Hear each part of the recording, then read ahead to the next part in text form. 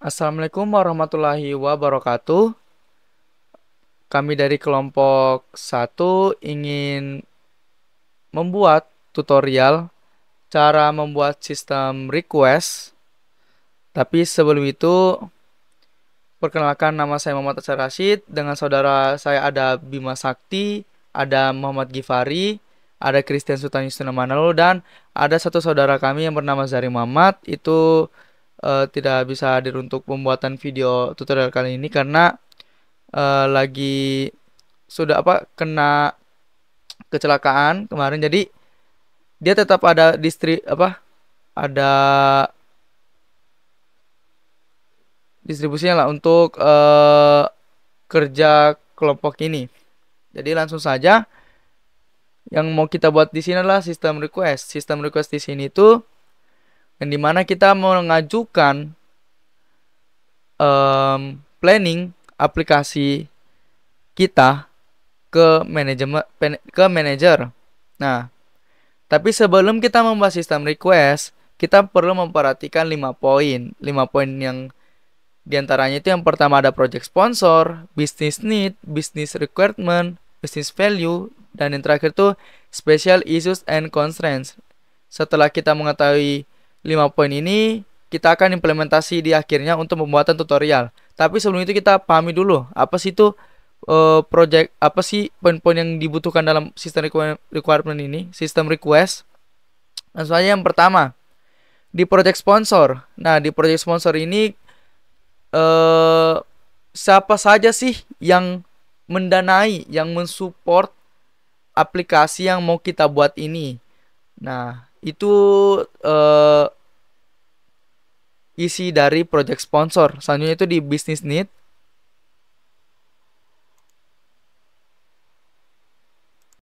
Business need. Business need ini seperti goals dari sebuah sistem itu dibuat. Bisa juga dibilang tujuan dari untuk apa sistem itu dibuat. Sistem request, sistem informasi akademik dibuat agar mempermudah administrasi surat dan juga untuk mengefisienkan waktu agar lebih cepat.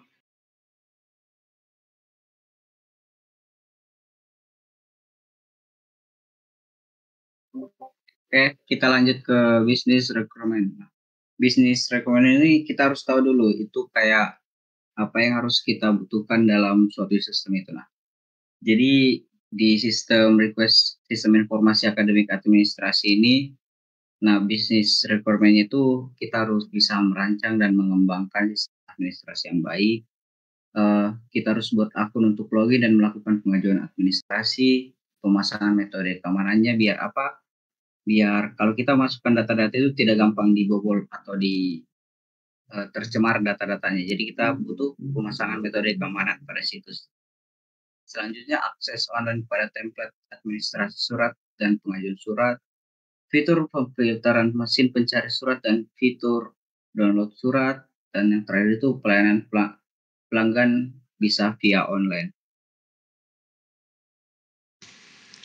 Oke, business value. Nah, di sini kami atau benefit yang didapat mahasiswa atau pengguna dapat rasakan yaitu ada 5. Yang pertama, hal ini akan meningkatkan efisien waktu dalam pengurusan administrasi. Nah, contohnya dengan adanya sistem ini, pengurusan administrasi seperti berkas dan lain-lain akan dipermudah dan lebih cepat. Nah, yang kedua, mengurus administrasi di mana saja. Dan nah, itu dengan adanya sistem ini kita bisa mengurus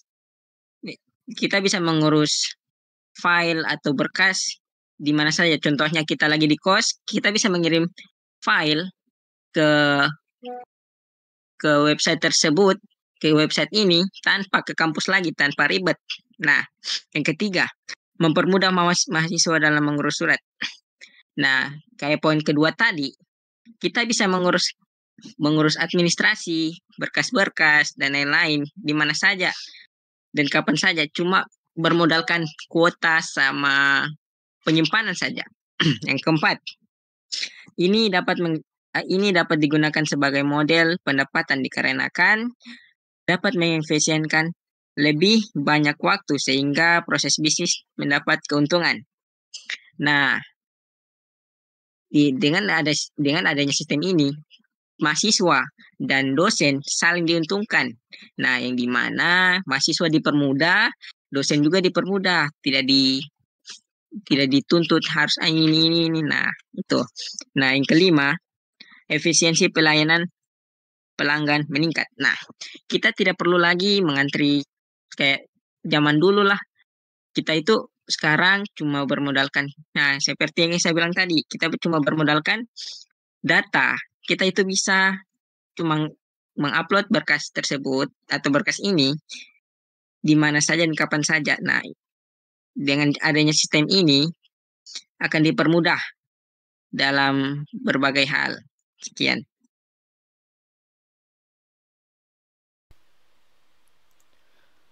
Nah, setelah tadi kita mengetahui dari studi kasus yang kita buat ini dari kelompok kami itu adalah Sistem Informasi Akademi Administrasi, SIADMIN, disingkat SIADMIN. Yang terakhir itu setelah kita mengetahui apa semua tadi itu, business need, requirement, value, dan special issues, dan nah yang terakhir ini special issues dan constraint. Di special issues dan constraint ini dijelaskan itu terkait masalah-masalah apa saja yang akan terjadi gitu. Masalah-masalah apa saja sih yang akan terjadi nantinya saat proses pembuatan proyek ini. Kita di sini kayak seperti memperkirakan lah. Kita kayak mengantisipasi supaya proses proyek ini itu berjalan dengan lancar. Nah, dalam sebuah sistem yang kita buat ini dalam si admin, di sini kita mempatokan dalam pembuatan proyek itu dalam waktu 1 bulan. Kenapa 1 bulan? Dikarenakan dalam pembuatan sistem ini, menurut kami itu lumayan agak mudah, karena dalam pembuatan sistem ini agak lumayan mudah dikarenakan hanya penguploadan berkas, cuman yang paling diketatkan sekali sini itu adalah keamanannya. Terus yang kedua, ini yang kami antisipasi yaitu keterlambatan proyek, sehingga menurunnya pendapatan atau tidak mendapatkan keuntungan lah, bisa saja tidak balik modalnya. Nah, itu yang kita antisipasi yang kedua. Yang ketiga itu yang kita harapkan pada tim teknis IT-nya nanti itu jangan sampai ada down server, jangan sampai ada downtime. Yang dimana kalau misalnya ada sedetik ataupun berapa detik downtime, itu bisa merugikan proses bisnisnya software yang kita buat ini, dikarenakan banyak yang tidak bisa pakai gitu loh. Jadi feedback yang didapatkan kembali itu juga buruk gitu. Nah, itu adalah contoh studi kasus yang kami buat. Nah, langsung saja kita ke implementasinya. Nah, kalau misalnya nih kita mau buat contohnya sistem informasi, mungkin sistem informasi di bagian rumah sakit. Nah, apa saja sih yang kita butuhkan gitu? Kita masuk ke implementasinya aja sih. Langsung yang pertama mungkin kita ubah di bagian sini mungkin. Nah, misalnya kita mau tulis sini nih, misalnya sistem informasi rumah sakit mungkin, ya kan? Mungkin misalnya rukit. Nah, dalam pembuatan sistem informasi rumah sakit ini siapa sih yang mendanai?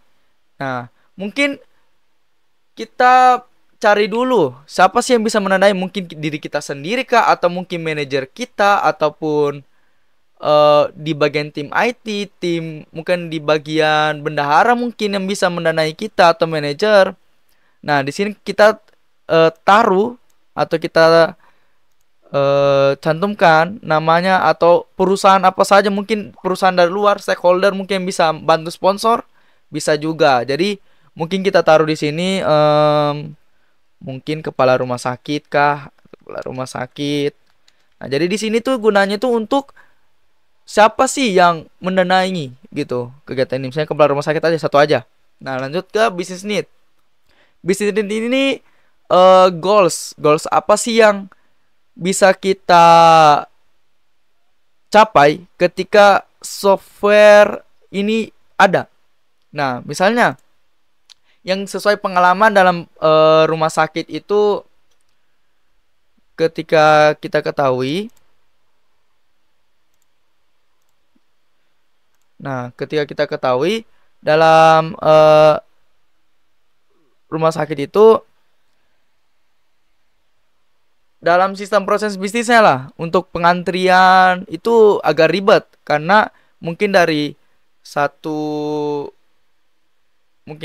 dokter harus pindah ke sini dulu, terus ke sini, terus ke sini. Nah, jadi kita buat di sini dengan adanya sistem informasi ini itu meringankan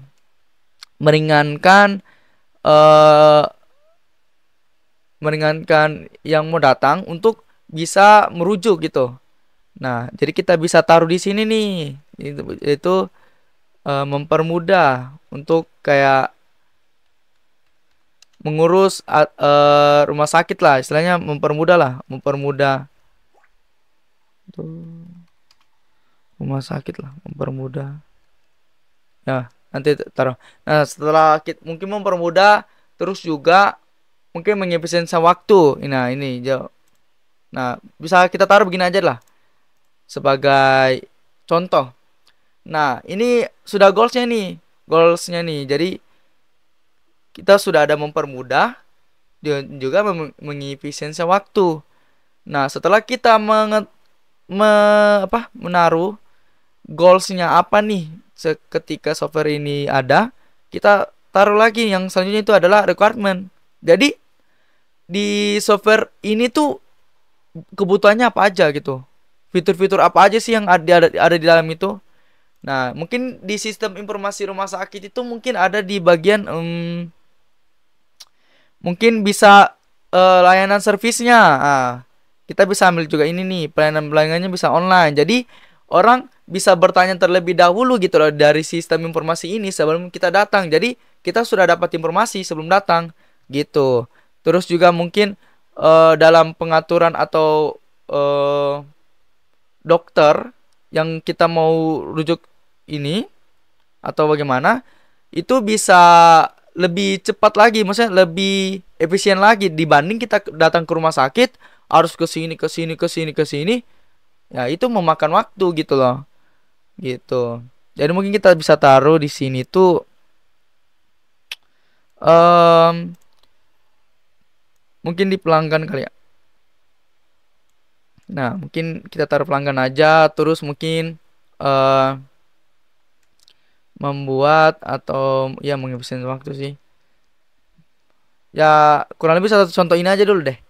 Karena dalam pembuatan tiap-tiap poin ini sebenarnya harus dipikirkan lebih baik sebenarnya supaya rancangan aplikasinya kita ini jelas gitu loh, mau kemana, terus kebutuhannya apa dan lain. Kita ambil satu contoh aja supaya lebih ada cepat menjelaskannya gitu. Lanjut ke business value. Nah, setelah tadi kita menentukan apa saja sih yang dibutuhkan dalam software ini, fitur-fitur apa saja sih. Nah, setelah kita menentukan requirement-nya, kita tentukan value-nya. Setelah kita buat requirement-nya ini, apa sih yang impact yang kita dapatkan gitu loh. Nah, misalnya dalam ini nih, ini nih. Pelayanan pelanggan bisa via online. Nah, apa sih dampaknya? Impact yang kita dapat itu adalah efisiensi pelayanan pelanggan meningkat. Nah, ini bisa berdampak gitu loh. Dari segi bisnis, dari segi proses bisnisnya, dari segi pendapatannya bisa juga, dari segi rating. Nah, bisa juga tuh feedback yang kita dapat. Nah, jadi dengan hal itu membuat rumah sakit ini mungkin lebih banyak pelanggan, lebih banyak yang ya pendatang juga karena mungkin ya dari mulut ke mulut lah.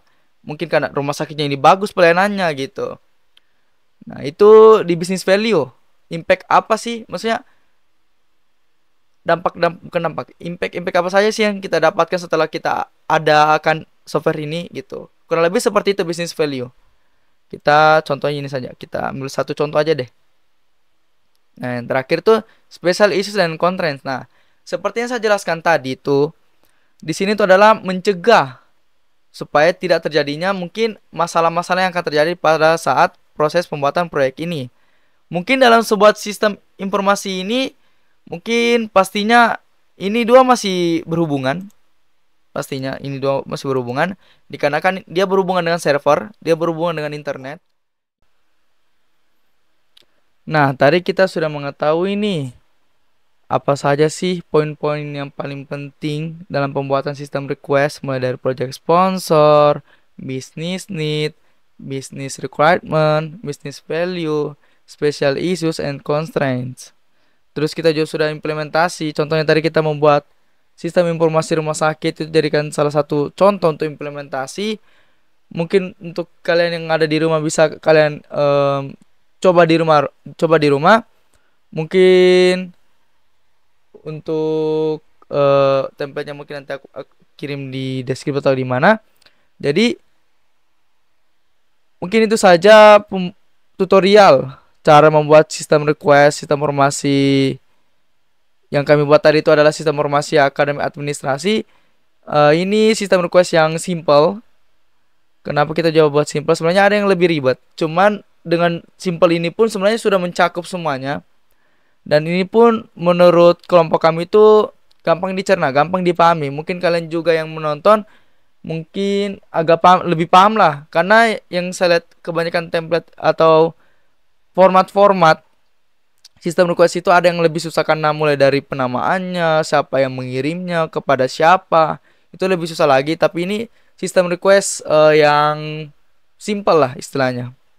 Oke, mungkin itu saja video tutorial dari kelompok kami.